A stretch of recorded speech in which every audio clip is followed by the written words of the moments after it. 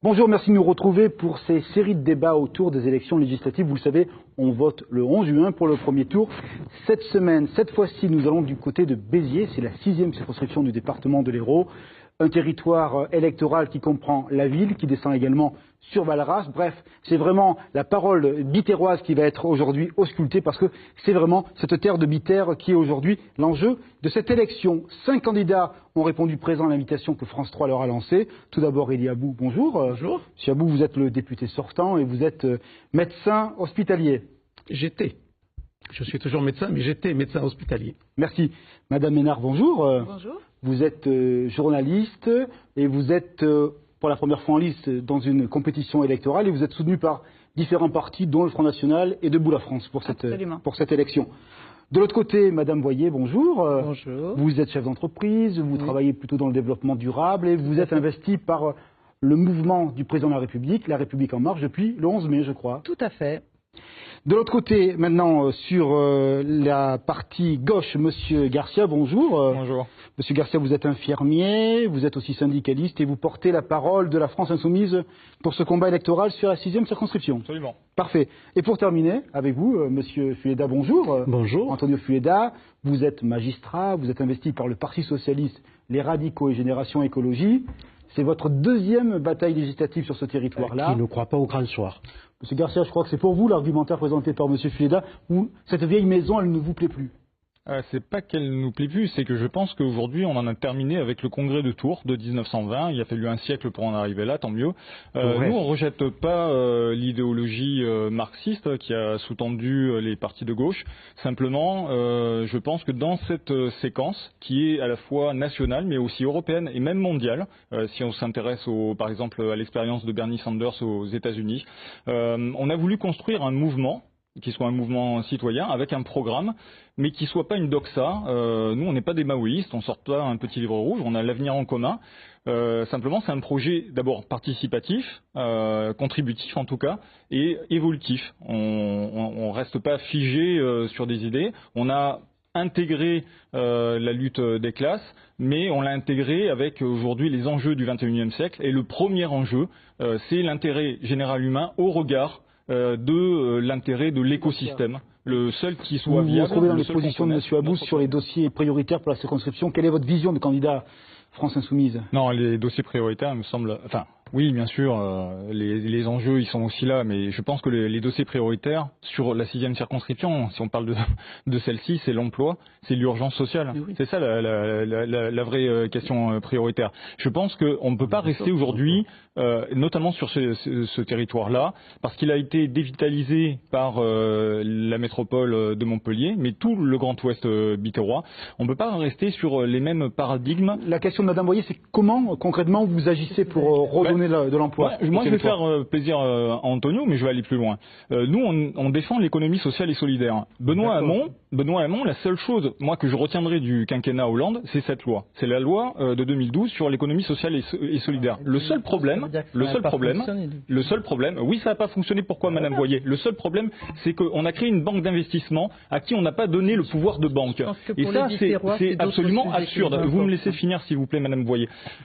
Et donc, aujourd'hui, il faut soutenir les TPE, les PME et les PMI. Nous, on a un axe fort, c'est faire payer plus les grandes entreprises, les multinationales, et faire payer moins. Et donc une péréquation fiscale qui doit s'appliquer à la fois aux revenus, au patrimoine et aux entreprises.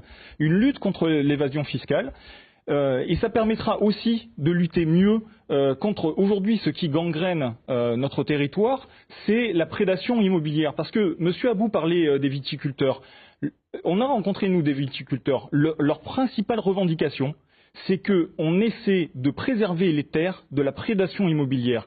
Et aujourd'hui, ils le voient. Nous sommes aujourd'hui un des territoires qui reste à conquérir pour la prédation immobilière. On est coincé entre, on va dire, l'Aquitaine et la PACA. On sait que là, il n'y a plus de place. Nous, il reste de la place. Il faut garder ces terres arables, où on fait de l'étalement urbain, mais qui est absurde. On refera un tour. Je suis d'accord. On va encore parler, Madame Voyer. Pour l'emploi, parce que quand je parlais tourisme, entreprise et viticulture, c'est emploi, tout simplement. Vous n'étiez pas tout à fait d'accord avec le constat de M. Garcia. Madame Voyer. Écoutez, je pense que si on veut créer de l'emploi, il faut agir. Là, moi, ce que j'entends, ce sont des constats. Voilà, c'est très simple. Je vais vous dire, la viticulture, c'est le vrai sujet, effectivement, du Biterrois. C'est pas le vrai sujet. C'est le vrai sujet du Biterrois, c'est culturel, c'est une économie qui n'est pas délocalisable, sur lequel il va y avoir des sujets qui vont les impacter, qui sont notamment des sujets dans le code de l'environnement. Ça, c'est mon métier, j'y travaille. La réglementation européenne, REACH, ce sont des sujets sur lesquels il faudra résister, sur lesquels il faudra être en capacité de défendre. Excusez-moi, laissez-moi aller plus loin. Où il faudra être en capacité de proposer une transition écologique qui soit bien subterrânée, qui a une valeur ajoutée économique considérable. C'est 65 millions d'euros de retombées sur le territoire. Moi, je me suis battue. J'ai fait campagne en août dernier. Avec quelle compagnie? Quel type d'emploi, monsieur? C'est du low cost, 250 000 employés et une étude qui a démontré qu'il y avait 65 millions d'euros de retombées sur l'aéroport. Je pense que c'est un vrai sujet pour le Biterrois. Pour le Biterrois, d'aller défendre des projets. Nous avons une réserve foncière qui est exceptionnelle. Et là, allez-y. Merci. Monsieur Garcia, pour réagir, après on va parler sécurité, parce que c'est un thème que vous avez évoqué les uns les autres. On va voir les différences, Iliana. Allez-y. D'accord. Pour répondre à l'ensemble des candidats, et notamment Madame Voyer aussi, sur mes propositions, moi je vais parler de péréquation fiscale, de péréquation aussi entre les territoires. Parce que c'est ça qu'on attend. Les territoires sur lesquels on vit, la 6e circonscription, c'est ce que aujourd'hui les géographes appellent les territoires de la marge. C'est les territoires oubliés de la République des oligarques. En fait, et dans les territoires de la marge, il y a y compris des marges.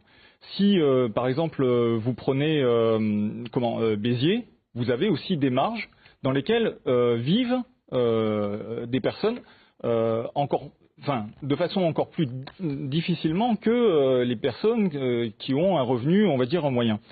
Béziers, en fait, c'est un espèce de Brésil. Il y a des gens très très riches. Passé un moment, d'ailleurs, Béziers était proportionnellement, je parle en pourcentage, la ville où le taux d'imposition ISF était le plus important de France. À l'inverse, nous sommes la ville, la quatrième agglomération la plus pauvre de France et la 4e ville la plus inégalitaire.